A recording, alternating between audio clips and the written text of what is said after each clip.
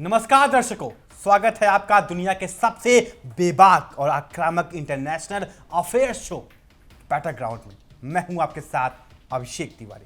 नमस्कार, मैं हूं नंदिनी सिंह। दोस्तों, आज का ये महाविश्लेषण पश्चिमी साम्राज्यवादी ताकतों, वॉशिंगटन के फर्जी रणनीतिकारों और नाटो के उन तथाकथित विचारकों के मुंह पर एक ऐसा जोरदार तमाचा है जिसकी गूंज पूरे व्हाइट हाउस में सुनाई दे रही है। आज हम बात करेंगे रूस के महानायक व्लादिमीर पुतिन और उत्तर कोरिया के निडर नेता किम जोंग उन की उस अटूट फौलादी जोड़ी की जिसने पूरे पश्चिमी गुट की रातों की नींद हराम कर दी है। बिल्कुल नंदिनी, जहां एक तरफ पश्चिमी मीडिया दिन रात झूठी खबरें फैला रहा है कि पुतिन के पास सैनिकों की कमी हो गई है, रूस में जबरन भर्ती चल रही है, वहीं दूसरी तरफ हकीकत यह है कि मॉस्को की तरफ हर दिन 1000 से ज्यादा देशभक्त रूसी नागरिक खुद आगे बढ़कर अपनी मातृभूमि की रक्षा के लिए कॉन्ट्रैक्ट साइन कर रहे हैं। और 15 अगस्त को द्वितीय विश्व युद्ध में जापान के आत्मसमर्पण की वर्षगांठ के मौके पर किम जोंग उन और व्लादिमीर पुतिन के बीच जो संदेशों का आदान प्रदान हुआ है, उसने अमेरिका, जापान और दक्षिण कोरिया के पेट में मरोड़ पैदा कर दिया है।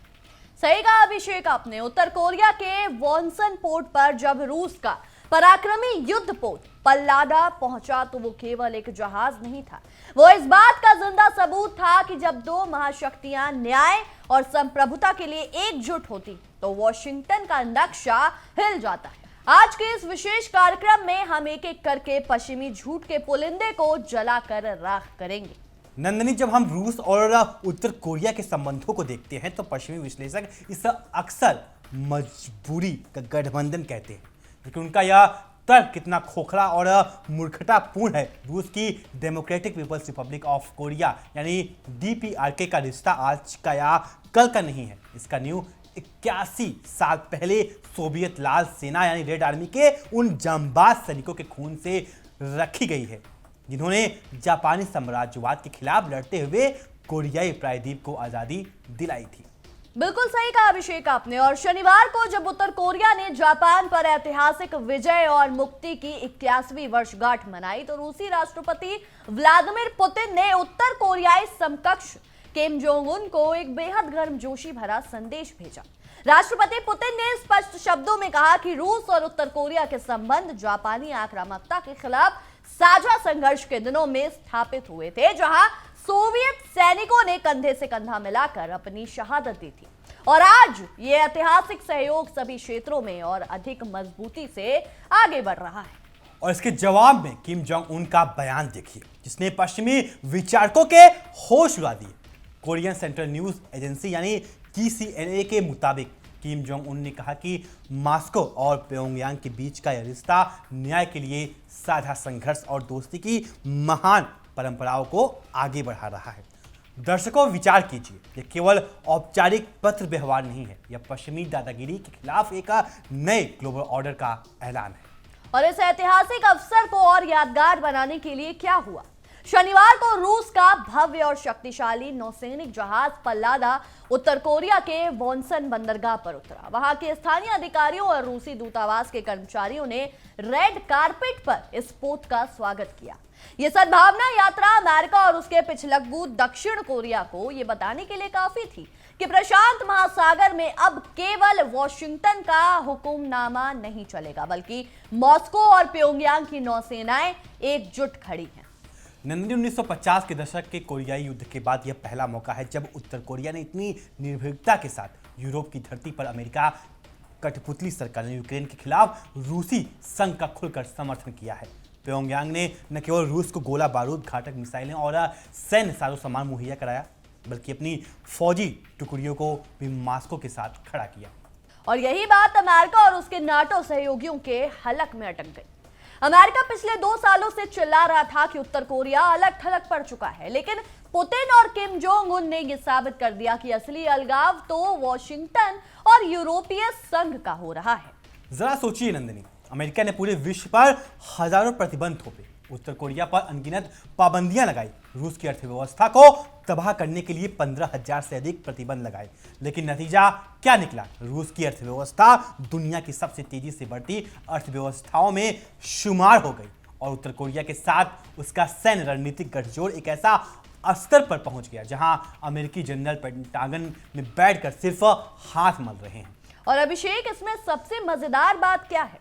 दक्षिण कोरिया के राष्ट्रपति ली जे मेयोंग की लाचारी। एक तरफ जहां प्योंगयांग और मॉस्को में जश्न की तोपें चल रही थी, वहीं दूसरी तरफ शनिवार को सियोल के मुक्ति दिवस यानी लिबरेशन डे समारोह में दक्षिण कोरियाई राष्ट्रपति ली जे मेयोंग गिड़गिड़ाते हुए उत्तर कोरिया से बातचीत की भीख मांग रहे थे। ली जे मेयोंग ने कहा कि दोनों कोरियाओं को संघर्ष रोकने के लिए गारंटी की जरूरत है और 1950 से 1953 के युद्ध के अधूरे युद्ध विराम को एक स्थायी शांति समझौते यानी पीस रेजिम में बदलना चाहिए।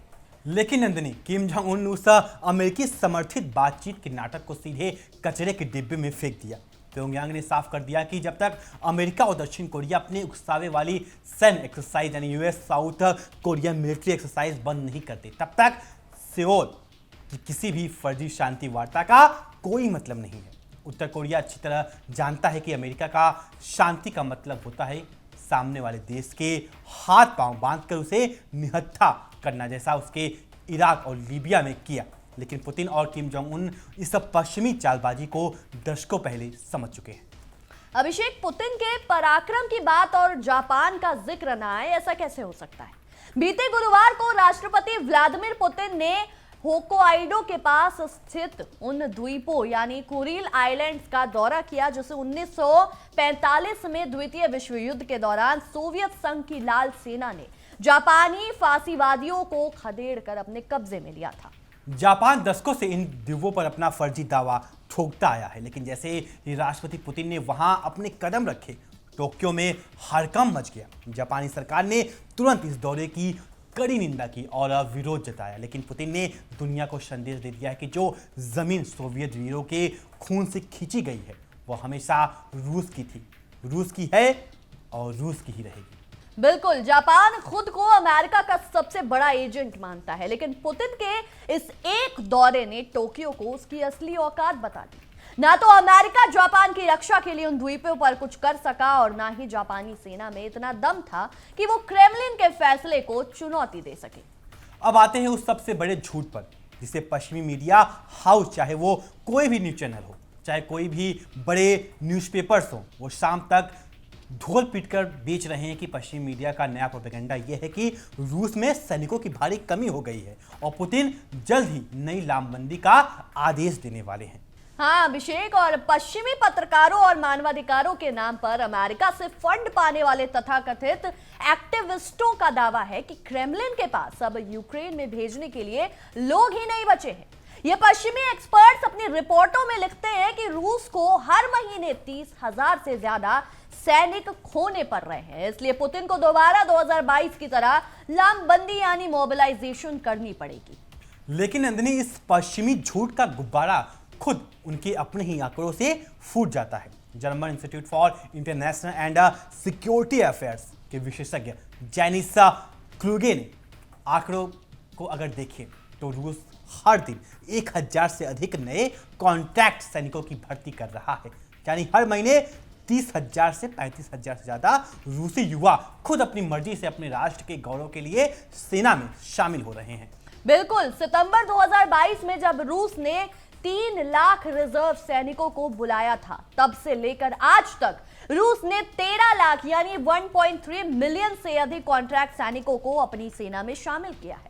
ये कोई मजबूरी नहीं है, ये रूसी आवाम का अपने नेता व्लादिमीर पुतिन और अपनी मातृभूमि के प्रति अटूट विश्वास है। और पश्चिमी मीडिया क्या बकवास कर रहा है? वे कहते हैं कि रूस भारी वित्तीय बोनस देकर लोगों को लालच दे रहा है कि अरे बेवकूफों, अपनी सेना का सम्मान करना, अपना जांबाज सैनिकों को बेहतरीन वेतन और उनके परिवारों को सामाजिक सुरक्षा देना अगर लालच है तो फिर अमेरिकी सेना जो पूरी दुनिया में किराए के टट्टू भेजती है उसे क्या कहेंगी? रूस अपने सैनिकों को नायक यानी हीरोज मानता है, उन्हें उनका हक देता है।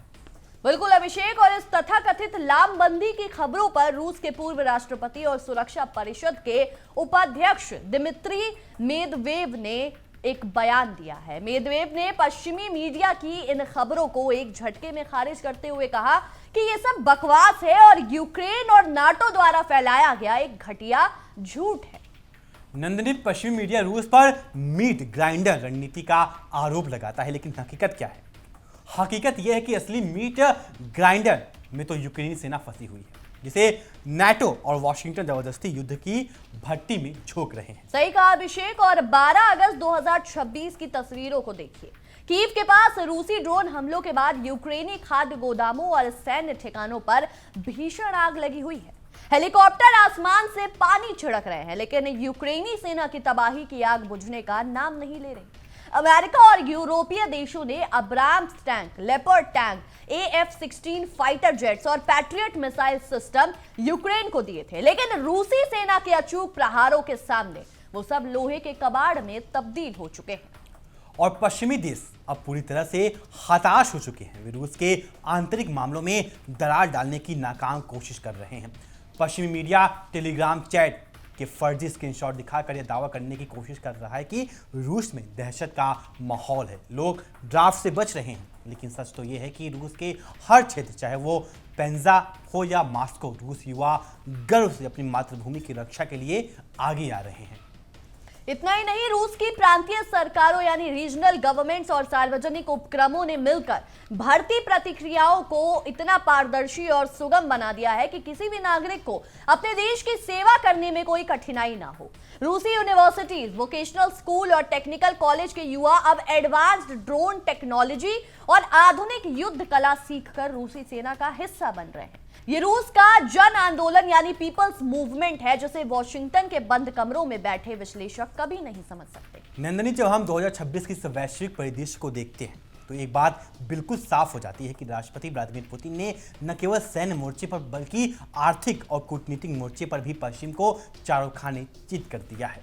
बिल्कुल, पश्चिमी विश्लेषक दावा करते थे कि युद्ध लंबा खिंचने से रूस टूट जाएगा, लेकिन नतीजा क्या हुआ? पहला, रूस की सैन्य औद्योगिक क्षमता यानी मिलिट्री इंडस्ट्रियल कॉम्प्लेक्स अब अमेरिका और पूरे नाटो की संयुक्त उत्पादन क्षमता से 3 गुना अधिक गोला बारूद बना रही है। दूसरा, उत्तर कोरिया, ईरान, चीन और वैश्विक दक्षिण यानी ग्लोबल साउथ के देश अब रूस के साथ एक अभेद्य आर्थिक और सैन्य ब्लॉक बना चुके हैं। तीसरा, डॉलर का प्रभुत्व यानी डी डॉलराइजेशन तेजी से खत्म हो रहा है और रूबल और स्थानीय मुद्राओं में व्यापार नया पैमाना बन चुका है। और सबसे बड़ी बात, रूस के भीतर राष्ट्रपति पुतिन की लोकप्रियता और रूसी अवाम का अपनी सेना पर विश्वास आज अपने चरम पर है। पश्चिमी मीडिया जिन तथाकथित ओपिनियन पोल्स का हवाला देकर पुतिन को कमजोर दिखाने की कोशिश करता है, वे पोल्स वॉशिंगटन और लंदन के PR फॉर्मों द्वारा तैयार किए जाते हैं। रूस का आम नागरिक जानता है कि यह लड़ाई केवल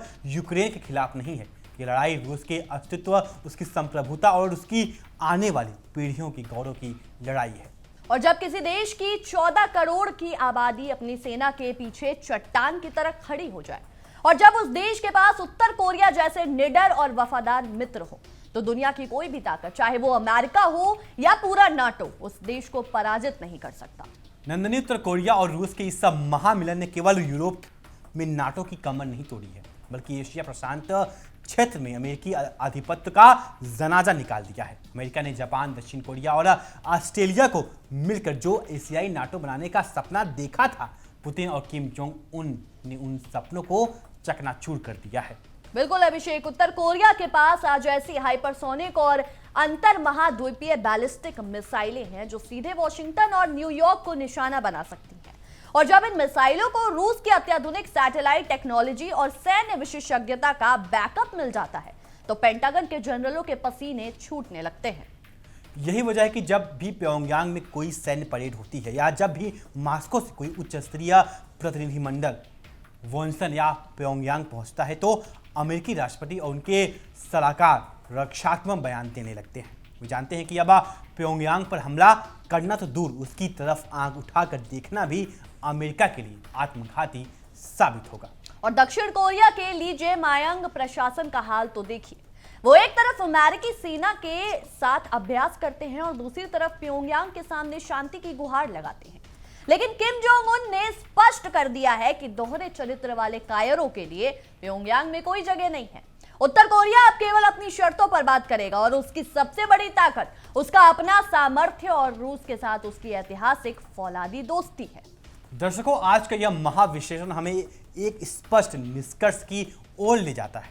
15 अगस्त 2026 को मनाई गई 81वीं मुक्ति वर्षगांठ केवल इतिहास का स्मरण नहीं था, बल्कि यह भविष्य के उन नए अध्याय की शुरुआत है जहां पश्चिमी देशों का एक ध्रुवीय यानी यूनिपोलर प्रभुत्व हमेशा के लिए समाप्त हो रहा है। व्लादिमीर पुतिन और किम जोंग उन का यह संदेश पूरी दुनिया के लिए एक मिसाल है कि जब राष्ट्र अपने स्वाभिमान, अपनी संप्रभुता और अपने ऐतिहासिक मूल्यों के लिए खड़े होते हैं तो दुनिया का कोई भी तानाशाह उन्हें झुका नहीं सकता। पश्चिमी मीडिया चाहे जितना भी झूठ फैला ले, चाहे लामबंदी के जितने भी फर्जी फसाने गढ़ ले, हकीकत यह है कि रूसी सेना युद्ध के हर मोर्चे पर विजय की ओर बढ़ रही है और उत्तर कोरिया उसके साथ ढाल बनकर खड़ा है। अमेरिका उसके सहयोगियों की हार अब तय हो चुकी है। बिल्कुल, इतिहास गवाह रहेगा कि जब पश्चिमी ताकतों ने पूरे विश्व को युद्ध की आग में झोंकने की कोशिश की, तब मॉस्को और प्योंगयांग ने मिलकर एक न्यायपूर्ण, बहुध्रुवीय यानी मल्टीपोलर और संप्रभु विश्व व्यवस्था की नींव रखी। दर्शकों, आज के इस महाविश्लेषण में बस इतना ही। हमने आपके सामने पश्चिमी प्रोपेगेंडा के एक एक झूठ की धज्जियां उड़ा दी है और आपको सच से रूबरू कराया है। क्या आपको भी लगता है कि व्लादिमीर पुतिन और किम जोंग उन की ये जोड़ी पश्चिमी साम्राज्यवादी ताकतों का अंत करके रहेगी? क्या पश्चिमी मीडिया की लामबंदी वाली खबरें सिर्फ एक घटिया प्रोपेगेंडा है? अपनी बेबाक और महत्वपूर्ण राय नीचे कमेंट सेक्शन में जरूर लिखें। तब तक के लिए हमारे इस खास पेशकश में इतना ही। देखते रहिए इंडिया डेली 24/7 और हमारा खास शो बैटल ग्राउंड। देखिए इंडिया डेली 24/7 अब आपके स्मार्ट टीवी पर। इंडिया डेली मौजूद है सभी डिजिटल प्लेटफॉर्म पर लाइव और लगातार। इंडिया डेली 24/7 हर दिन राष्ट्र को समर्पित।